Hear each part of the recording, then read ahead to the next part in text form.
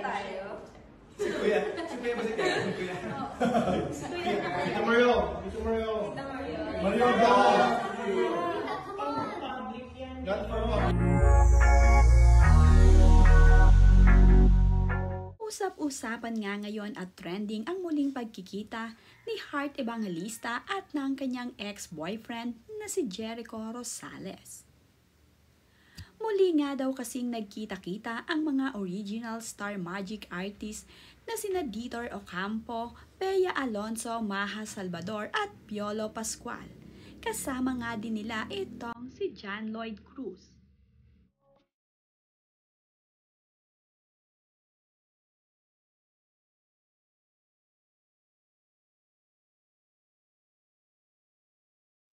Ibinahagi naman nga ni Heart Evangelista, Maha Salvador at Bea Alonzo ang muli nilang pagkikita.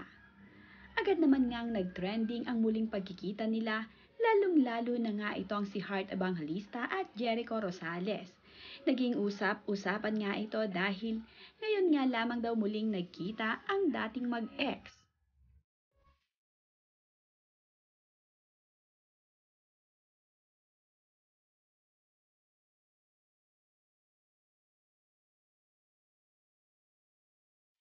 Sama naman nga din nila ang former Star Magic head na si Mr. Johnny Manahan o Mr. M sa kanilang muling pagkikita.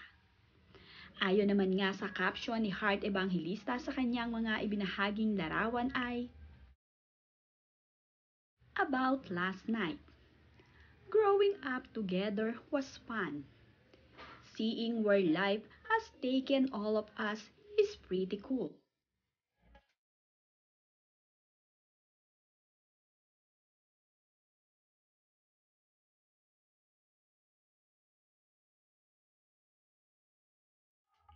Ayon naman nga dito kay Bea Alonzo ay, "Does it ever drive you crazy? Just how fast the night changes."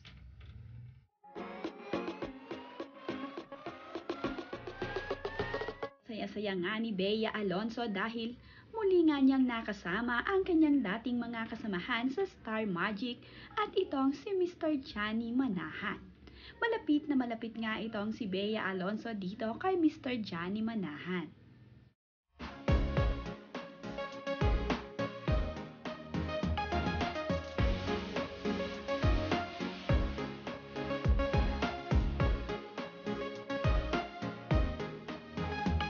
Ayon naman nga dito kay Maha Salvador ay, "Our star collided last night. It was magical."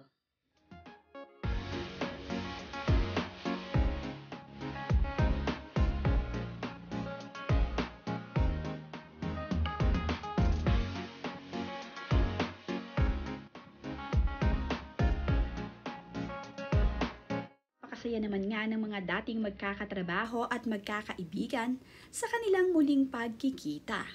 Marami naman nga sa netizen ang natuwa at tinawag nga itong sila nga daw ang original artist ng GMA Star Magic.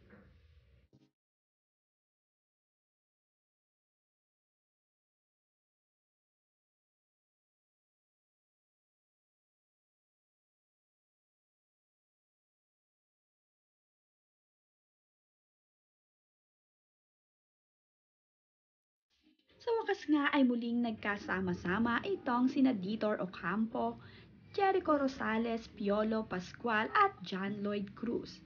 Napakasaya naman nga ng kanilang muling pagkikita.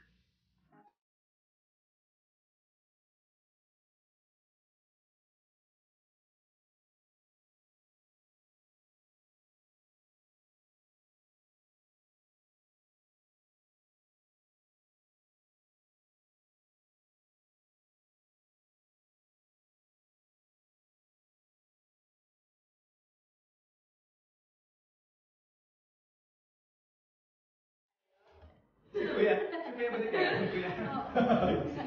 Tito Mario. Tito Mario. Tita Mario. Mario Dao. Public yan. God for what?